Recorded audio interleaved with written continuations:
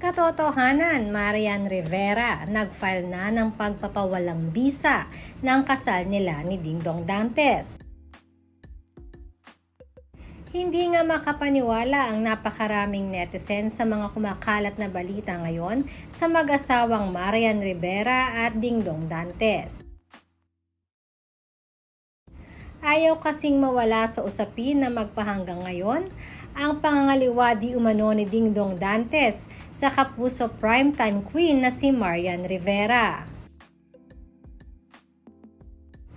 Ayon nga sa aming source ay kaagad na dumulog si Marian sa kanilang abogado upang humingi ng advice sa mga pangyayari ngayon sa kanila ni Dingdong. Sinasabing hindi pa naman buo at hindi pa rin desidido si Marian kung itutuloy niya ang nasabing annulment. Umani nga ito ng samot-saring reaksyon galing na rin sa mga netizens.